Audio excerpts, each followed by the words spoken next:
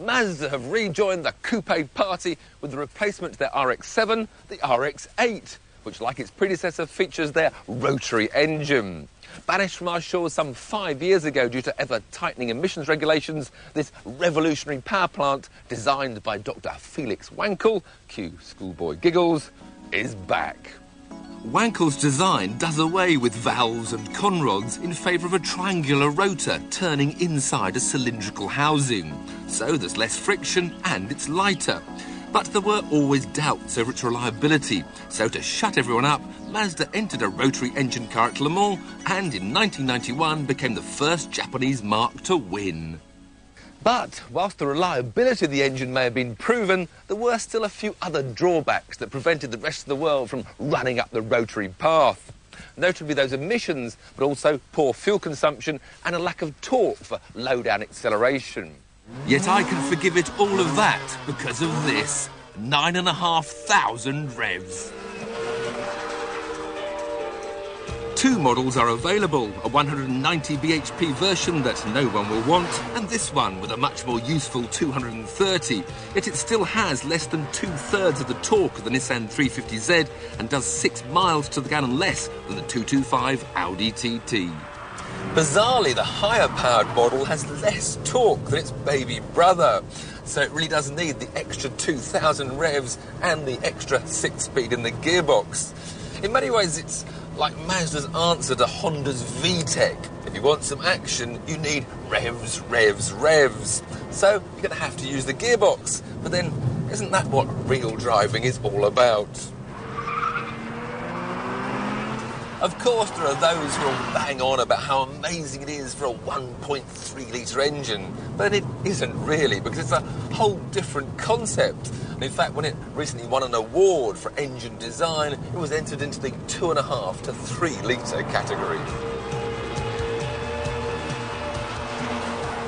Good seat, good driving position, nice steering wheel, and great dials. I really love that big rev counter in the middle with the digital speedometer neatly housed within it. In fact, generally interior has got sharp styling. I love this rotary centre console. But what on earth is that display all about? It reminds me of my first ever digital watch. Yup.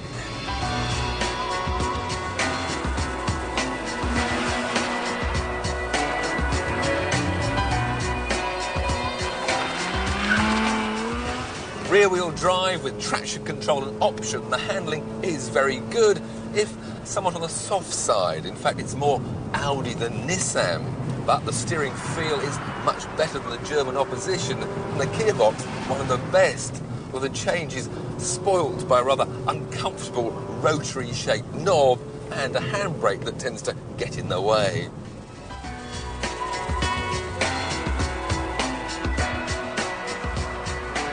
So it's safe and solid, but no MX-5 in the handling department. However, this RX-8 does have a lot more going for it. First of all, there's its looks.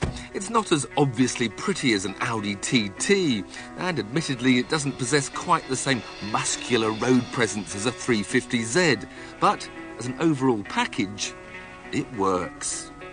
Indeed, the longer I looked at it, the more I liked it. And for its pièce de résistance, the RX-8 has something that none of the other opposition have. Something that Rolls-Royce made a big fuss about with their new Phantom. Suicide doors. Doors that ease access to the rear seats.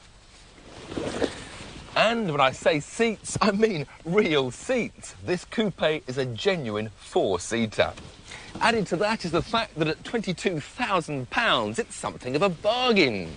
£5,000 cheaper than the equivalent Audi, but crucially only £2,000 less than the 350Z, which, unless you do have to carry your complete family with you everywhere you go, remains my pick of the coupe club.